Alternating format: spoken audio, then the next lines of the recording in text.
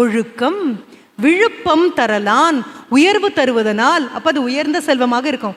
உயிரினும் மேலாக அதை நாம் நினைக்கிறோம். ஒழுக்கம் விழுப்பம் தரலான், ஒழுக்கம் உயிரினும் ஓம்பப்படும். இந்த பள்ளிக்கூடம் சொல்லிக் கொடுத்த ஒழுக்கத்தை மனதில் எடுத்துக்கும். இது உன்னுடைய யூனிஃபார்மில் இல்லை. இது எல்லாரும் ஒரே மாதிரி தலையை ரெட்டை ஜடை போட்டு அப்படி பின்னி, அது நீ பண்ணலை அம்மா பண்ணி விட்டுருக்காங்கன்னு எனக்கு தெரியும். மறக்காமல் அம்மாவை அதே மாதிரி பள்ளிக்கூட யூனிஃபார்முக்கு கொண்டு வந்துட்டாங்க அப்படின்னு எனக்கு தெரியும். அது அல்ல நான் சொல்லக்கூடியது. மனதில் இருக்கக்கூடிய ஒழுக்கம். ஆசிரியர் இருந்தாலும் வந்தாலும் பார்த்தாலும் பார்க்காட்டாலும் அவங்கவுங்க மனசுக்குள்ளே இருக்கக்கூடிய ஒழுக்கம். அதுக்கு கூட எனக்கு ஒரு சின்ன கதை இருக்குது. ஒரு குட்டி பையன், அந்த குட்டி பையனுக்கு ஸ்வீட் ரொம்ப பிடிக்கும். உங்கள் எல்லார் மாதிரியும் தான். உங்களுக்கு எப்படி இனிப்பு ரொம்ப பிடிக்குமோ அந்த மாதிரி அந்த குழந்தைக்கு இனிப்பு ரொம்ப பிடிக்கும். ஆனால் இந்த இனிப்பளவே அவனுக்கு இன்னொரு விஷயமும் பிடிக்கும். நேர்மை ரொம்ப பிடிக்கும். அவனுக்கு பொய் சொல்ல வராது. பிடிக்காதுன்னு இல்லை, பொய் சொல்ல வராது. அவனுக்கு பொய் தேவையில்லை. அப்படி பொய் தேவையில்லைன்னு இருக்கக்கூடிய குழந்தை, அவனுடைய நண்பனுக்கு பொய் பிடிக்கும், பொய் வரும். அப்படியெல்லாம் நண்பர்கள் இருப்பாங்களா? கண்டிப்பாக இருப்பாங்க. அந்த பையன் வீட்டுக்கு போய் சொல்கிறான், அம்மா என்னுடைய நண்பன் பொய்யே சொல்ல மாட்டாம்மா, என்னவாக இருந்தாலும் உண்மை சொல்லிடுவாம்மா. நாமளே லேட்டாக வந்தோம் அப்படின்னு சொன்னால் பஸ் லேட்டுன்னு சொல்கிறோம், ஏதோ ஒரு காரணத்தை சொல்கிறோம் இல்லையா? ஆனால் அவன் ஆசிரியர்கிட்ட சொல்லக்கூடியது உண்மையை அப்படியே சொல்லிடுவான். தூங்கிட்டேன் அப்படின்னா தூங்கிட்டேன் அப்படின்னு சொல்லுவான். ஏதோ ஒரு காலதாமதம்னா அதற்கானதை சொல்லிடுவான். என்ன ஆசிரியர்கிட்ட வீட்டு பாடம் செய்யலை, ஏன் செய்யலை அப்படின்னு சொன்னால் அம்மாவுக்கு காய்ச்சல், அப்பாவுக்கு காய்ச்சல், எனக்கு காய்ச்சல், என்னெல்லாமோ கற்பனை பண்ணி நம்ம எதையாவது சொல்லி தப்பிப்போம் இல்லையா? அவனுக்கு அதுவே ரொம்ப கேவலமாக தோணும். அவன் என்ன பண்ணுவான்? உண்மையை சொல்லிடுவாம்மா. யார் கேட்டாலும் உண்மையை சொல்வாம்மா. அம்மா சொல்கிறாங்க அப்படியெல்லாம் ஒன்றும் இருக்க முடியாது. அவனுக்கு ஏதாவது பலவீனம் உண்டா? இந்த பையனுக்கு புரியல. அம்மா என்ன சொல்கிறீங்கன்னு விளங்கலையேன். இல்லை, அவனுக்கு ஏதாவது பிடிக்குமா, ரொம்ப பிடிக்கும்னு ஏதாவது உண்டா அவனுக்கு? இனிப்பு ரொம்ப பிடிக்குமா. என்னைக்காவது நீங்கள் எனக்கு மதிய உணவில் இனிப்பு ஏதாவது வச்சு கொடுத்தீங்க அப்படின்னு சொன்னால் சிரிச்சுக்கிட்டே முழுதும் அவன் எடுத்து சாப்பிட்ருவாம்மா. எனக்கு கூட வைக்க மாட்டான். கேட்டு உங்கள் அம்மா தானே பண்ணாங்க, வீட்டில் இருக்கும் தானே, போய் சாப்பிடு அப்படின்னு சொல்லுவான். இனிப்பு அவனுக்கு ரொம்ப பிடிக்குமா. உடனே அம்மா சொல்கிறாங்க, சரி அவனை நாளைக்கு மாலை வீட்டுக்கு பொய் சொல்ல ஆட்கள்னு யாரும் கிடையாது. நான் அவனுக்கு பிடித்தமாக ஒரு பொய் இது அழகாக ஒரு இனிப்பு பண்ணி வைக்கிறேன். ஆனால் ஒன்று, அது நம்ம வீட்டில் சாப்பிட்ற டேபிள் மேலே அது இருக்கும். ஈவினிங் எல்லாம் திரும்பி போகும்போது பயங்கர பசியில் தானே இருப்பீங்க. நேற்று வந்து குழந்தைங்கிட்ட கூட கேட்டேன், சாப்பிடாம இப்படியே உட்காந்துட்டுக்கே, எப்போ சாப்பிட்டது, மத்தியானம் சாப்பிட்டது அப்படின்னு நாங்கள் குழந்தைங்க. இந்த வயசில் குழந்தைங்களுக்கு வீட்டுக்கு திரும்பி போகும்போது ரொம்ப பயங்கரமாக பசிக்கும். அதுதான் இயல்பு, அதுதான் உடம்பு, அதுதான் இயற்கை, அதுதான் ஆரோக்கியமும் கூட. குட்டி பையனை கூட்டிகிட்டு வா, அந்த உன் ஃப்ரெண்டை கூட்டிகிட்டு வா, இனிப்பு பண்ணி வைக்கிறேன். ஆனால் நீ என்ன பண்ணணும், வாசலையே அவரை விட்டுட்டு, ஏய் நான் மறந்துட்டேன்டா, நான் ஏதோ வாங்கிட்டு வர சொன்னாங்க எங்கள் அம்மா அப்படின்னு ஓடிடு. அவன் வந்து நான் உள்ள வா, வந்து உட்காரு அப்படின்னு சொல்கிறேன். அவன் வந்து உட்காரட்டும், பார்க்கலாம் முன்னால் வச்சிருக்கிற இனிப்பை அவன் எடுத்து சாப்பிட்றானா இல்லையான்னு பார்க்கலாம் அப்படின்னு அம்மா சொல்கிறாங்க. சரி, நண்பனை கூட்டிகிட்டு வந்தாச்சு. வீட்டுக்குள்ளே அவன் வரும்போது இவன் சொல்கிறான், இல்லை இல்லை எங்கள் அம்மா என்னமோ வாங்கிட்டு வர சொன்னாங்கடா, நான் மறந்துட்டேன், நீ உள்ளே போ உள்ளே போ. அங்கேருந்து அந்த பையனோட அம்மாவும் சொல்கிறாங்க, வாப்பா வா, இந்த பக்கமே வரமாட்டேங்கிற, உனக்கு இனிப்பு ரொம்ப பிடிக்குமாமே, உனக்காக பண்ணி வச்சிருக்கேன் பார், உட்கார் உட்கார் எடுத்துக்கோ அப்படின்னு உள்ளேருந்து குரல் தான் கேட்குது. இந்த குழந்தை அப்படியே உட்காந்துட்டு இருக்கான், அங்கேயே உட்காந்துட்டு இருக்கான். கொஞ்ச நேரம் ஆகுது, நண்பன் வரல. இவனுக்கு அந்த இனிப்பை பார்த்துட்டே இருக்கான், சாப்பிடணும்னு தோணுது. ஆனாலும் அந்த வீட்டிலோட ஆட்கள் பக்கத்தில் இல்லாமல் எப்படி எடுத்து சாப்பிட முடியும்? இன்னொரு வீட்டில் போய் கையை கட்டிட்டு உட்காந்துட்டு இருக்கான். கொஞ்ச நேரம் ஆகுது, நண்பன் வந்துடுறான், அம்மாவும் வராங்க. இவன் அப்படியே அதை பார்த்துட்டே உட்காந்துருக்கான். இப்போ அம்மா அந்த நண்பனுடைய தாயார் சொல்ல, எடுத்து சாப்பிட வேண்டியது தானே, எப்படி ஆண்டி முடியும், நீங்க பக்கத்தில் இல்லையே, யாரும் இல்லை இல்லை யாரும் பார்க்கல தானே, அப்புறம் எடுத்து சாப்பிட வேண்டியது தானே, நீ சாப்பிட்டியா இல்லையான்னு யாருக்கு தெரியும் அப்படின்னு கேட்கும்போது அந்த குழந்தை ஒரு பதில் சொல்றான், நான் பார்த்தேனே ஆண்டி அப்படின்னு சொல்றான். யாரும் பார்க்கலன்னு நீங்க சொல்றீங்கல்ல, நான் பார்த்தேனே. இதத்தான் ஒழுக்கம்னு வள்ளுவன் கொண்டு வந்து சொல்றான். ஒழுக்கம் விழுப்பம் தரலான், ஒழுக்கம் உயிரினும் ஓம்பப்படும். உயிரை விட பெரிய விஷயம் என்ன அப்படின்னா, உனக்கு உன் மனதுக்குள்ள இருக்கக்கூடிய ஒரு ஒழுக்கம். நீ இன்னைக்கு போய் அடுத்தது ஒன்று தேடப்போற, மார்ஷ்மெலோ டெஸ்ட், MARSH.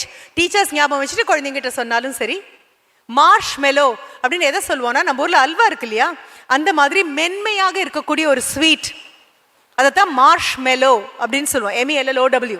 இந்த மார்ஷ்மெலோ டெஸ்ட் அப்படின்னு ஒன்று பண்ணாங்க, உளவியல் வல்லுநர்கள்லாம் பண்ணாங்க. அந்த உளவியல் வல்லுநர்கள்லாம் என்ன சொன்னாங்க அப்படின்னா, ஒரு 10 குழந்தைங்களை உட்கார வச்சு அவங்க முன்னாலே இந்த ஸ்வீட்டை வச்சுட்டாங்க. வச்சுட்டு யாரும் சாப்பிடாதீங்க அப்படின்னு சொல்லிட்டு போயிட்டாங்க. 5 நிமிஷம் உட்காந்துருந்தாங்க அந்த 10 குழந்தைங்க, 10 நிமிஷம் உட்காந்துருந்தாங்க, 15 நிமிஷம் உட்காந்துருந்தாங்க, யாரும் வரல. இவங்களுக்கா கை துருங்குது, எடுத்து சாப்பிடணும்னு தோணுது, எடுத்து சாப்பிடணும்னு தோணுது, பேசாமல் உட்காந்துட்டே இருக்காங்க. 5 நிமிஷம், 10 நிமிஷம், 15 நிமிஷம், 20 நிமிஷம், 30 நிமிஷம் யாரும் வரப்போறதில்லன்னு தெரிஞ்சிச்சு. உடனே என்ன பண்றாங்க அப்படின்னா ஒவ்வொருத்தரா எடுத்து வாயில போட ஆரம்பிக்கிறாங்க, ஒவ்வொருத்தரா சாப்பிட ஆரம்பிக்கிறாங்க. அவங்க பொறுமை எல்லாம் தீர்ந்து போயிடுச்சு. அந்த 10 பேர்ல ஒரு 2 குழந்தைங்க பக்கத்திலேயே போகல, பார்த்துட்டே உட்காந்துட்டு இருக்காங்க. அவங்களுக்கும் ரொம்ப பிடிக்கும். 1 மணி நேரம் கழிச்சு இந்த சின்ன பரிசோதனையை கொடுத்து அந்த ஆசிரியர் வராங்க. பார்த்தா 8 குழந்தைங்க தட்டில் இருந்ததெல்லாம் சாப்பிட்டு முடிச்சிட்டாங்க. அந்த 2 பேர் மட்டும் அமைதியா உட்காந்துட்டு இருக்காங்க. அந்த 2 பேருடைய பெயரையும் எழுதிக்கிறாங்க. ஒன்றும் தண்டனை எல்லாம் ஒன்றும் கிடையாது. இது ஒரு சின்ன டெஸ்ட், கட்டுப்பாடு இருக்கா அப்படின்னு பார்க்கறதுக்கான ஒரு சின்ன பரிசோதனை. 20 வருஷம் கழிச்சு இந்த 10ஆம் வயசுல 10 வயசுல இந்த டெஸ்ட் வச்சிருக்காங்க. இந்த 2 குழந்தைங்க பேரும் மிச்சம் அதை எடுத்து சாப்பிட்ட 8 குழந்தைங்க பேரையும் எழுதி வச்சிருக்காங்க. ஃபாலோ பண்றாங்க. இந்த குழந்தைங்க அடுத்தது எங்க படிக்க போறாங்கன்னு பாக்குறாங்க, எந்த பல்கலைக்கழகத்துக்கு போறாங்கன்னு பாக்குறாங்க, எந்த வேலைக்கு போறாங்கன்னு பார்த்து they keep track of all these 10 children who underwent marshmallow test. Marshmallow test அப்படிங்கிற இந்த பரிசோதனைக்கு ஆட்படுத்தப்பட்ட அந்த 10 குழந்தைங்களையும் தொடர்ந்து பின்பற்றிட்டே இருக்காங்க. 30 வருஷம் கழிச்சு அந்த டெஸ்ட்ல அவங்க கண்டுபிடிக்கிறது என்ன தெரியுமா? எந்த 2 குழந்தைங்க சுய கட்டுப்பாடோட வந்து அவங்க சொல்ற வரைக்கும் அதை சாப்பிடாம உட்கார்ந்து இருந்தாங்களோ, ஏன்னா பரிசோதனை பண்ணவங்க சொன்னது அதுதான், நாங்க வந்து சொல்ற வரைக்கும் நீங்க அதை எடுத்து சாப்பிடல அப்படின்னா மறுபடியும் அதே மாதிரி உங்களுக்கு இன்னும் 2 கொடுப்போம் அப்படின்னு சொன்னாங்க. மற்ற குழந்தைங்க எடுத்து சாப்பிட்டாச்சு.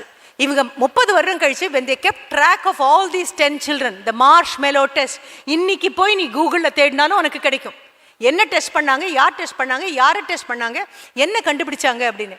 அந்த 2 குழந்தைங்க அதை தொடாம இருந்தாங்க இல்லையா, வாழ்க்கையில மிக உன்னதமான நிலையில இருக்காங்க. மிகப்பெரிய பதவிக்கு அவங்க போயிட்டாங்க. அவங்களுக்கு கீழே நிறைய பேர் வேலை பார்க்குறாங்க. பெரிய பெரிய கம்பெனியினுடைய அதிபதிகளாக உட்கார்ந்துட்டு இருக்காங்க. மற்ற அந்த 8 குழந்தைங்க இருக்காங்க இல்லையா, அந்த 8 பேரும் மிக சாதாரணமான வெற்றிகளோடு சமாதானம் அடைந்து நின்றுட்டாங்க. சைக்காலஜிஸ்ட் மறுபடியும் கொண்டு வந்து சொல்லக்கூடியது இது மட்டும்தான். அக ஒழுக்கம் அப்படின்னு ஒன்று இருக்குமே, ஆனால் அந்த அக ஒழுக்கம் மிக உயரத்துக்கு குழந்தைங்களை கொண்டு போகும். உன்னுடைய கல்வி புற ஒழுக்கத்தை பற்றி மட்டுமே பேசலை, அக ஒழுக்கத்தை பற்றியும் பேசுது. இன்னைக்கு காலையில் உங்களுக்காக நான் தயார் பண்ணிட்டு இருந்த போது என்ன சொல்லணும்னு நினைக்கும் போது, வாட்ஸ்அப்பில் வந்து ஒரு செய்தியை என் கணவர் எனக்கு அனுப்பிட்டு படி அப்படின்னாரு. எப்போவுமே அப்படி சொல்லும்போது நான் சொல்வேன், வரேன், நான் ஒன்று படிச்சுட்டு இருக்கேன், இதை முடிச்சுட்டு படிக்கிறேன் அப்படின்னு சொல்லுவேன். மிக முக்கியமானதாக ஒன்றாக இருந்ததுன்னா அவர் உடனடியாக சொல்லக்கூடியது, நீ படிச்சுட்டு இருக்கிறது இருக்கட்டும், முதல்ல இதை படி அப்படின்னு வரும். இத்தனைக்கும் அவர் எங்கேயோ உட்காந்துருப்பார், அங்கிருந்தா எனக்கு சொன்னார்.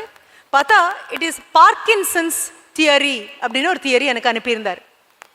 இந்த பார்க்கின்சன்ஸ் தியரி இன்னைக்கு போய் அதையும் நீ தேடிப்பார். PARKINSON, Parkinson. குழந்தைங்க எழுதாட்டாலும் பெரியவங்க மனசுல ஞாபகம் வச்சுட்டு மறக்காம இன்னைக்கு சொல்லுங்க. குழந்தைங்க வீட்டில் போய் தேடட்டும். கையில மொபைல் கண்டிப்பா வேணும். வீட்டுக்கு பள்ளிக்கூடத்துக்கு கொண்டு வராட்டாலும் வீட்டில் மொபைல் கண்டிப்பா நீ பயன்படுத்துற. எதற்காக பயன்படுத்துறங்கிறதையும் சொல்லிடுறேன். நீ 6ஆம் வகுப்புல படிக்கக்கூடிய பாடத்திட்டமும், பக்கத்து ஸ்டேட்ல இருக்கக்கூடிய சிலபஸும், அடுத்த ஸ்டேட் சிலபஸும், இந்தியாவில் இருக்கக்கூடிய எல்லா மாவட்டங்கள்லையும் மாநகரங்கள்லையும் இருக்கக்கூடிய தனியார் பள்ளிகளாகட்டும், CBSE ஆகட்டும், நவோதயா ஆகட்டும், எல்லாவற்றிலையும் சிலபஸ் என்ன அப்படின்னு பார்க்க வேண்டிய பெரிய பொறுப்பு உனக்கு இருக்கு. என்ன காரணம்னா, இந்த 40 பேர்ல ஃபர்ஸ்ட் ரேங்க் வாங்குறது இல்லை கல்வி. இந்த 40 பேர்ல நீ ஃபர்ஸ்ட் ரேங்க் வாங்கலாம். ஆனா எக்ஸாம் ஃபைனலா 10th and 12th எழுத போறது 40 பேர் இல்லை. இன்னொன்னு, தூத்துக்குடியில உங்க பள்ளிக்கூடம் மட்டும் இல்லை, நிறைய பள்ளிக்கூடங்கள் இருக்கு. அதே மாதிரி தமிழ்நாட்டில் நிறைய பள்ளிக்கூடங்கள் இருக்கு, இந்தியாவில் நிறைய பள்ளிக்கூடங்கள் இருக்கு. இதே 10 வயசு குழந்தை இதே 6ஆம் வகுப்புல படிக்கிற பாடம் வேறையாக இருக்கலாம், சிட்னியில வேறையாக இருக்கலாம், நியூயார்க்ல வேறையாக இருக்கலாம், நம்ம பிறந்தது தூத்துக்குடியாக இருக்கலாம், படிக்கிறது சுப்பையா வித்யாலயமாக இருக்கலாம். ஆனா 2019 உன் கையில கொண்டு வந்து ஒரு ஆண்ட்ராய்டு போனை கொடுத்ததுக்கு அப்புறம், நெட் கனெக்டிவிட்டி அப்படின்னு ஒன்று கையில் வந்ததுக்கு அப்புறம் நீ தேட வேண்டியது அப்படின்னு பார்த்த அப்படின்னா, எந்தெந்த நாட்டில் என்னென்ன படிக்கிறாங்க, என்னுடைய கல்வியை விட அவங்க எவ்வளோ முன்னால் போயிருக்காங்க, இல்லை என் கல்வி அவங்களோட எவ்வளவு நிறையா இருக்குது, எவ்வளோ இடத்துல சமமாக இருக்கும் அப்படின்னு பார்க்க போகிறேன். அப்போ இந்த பார்க்கின்சன்ஸ் தியரி அப்படிங்கிறது இன்னைக்கு பார்க்க போகிறேன். போய் தேடிப்பார் என்ன அது. அதில் ரொம்ப அழகாக சொல்கிறது என்ன தெரியுமா?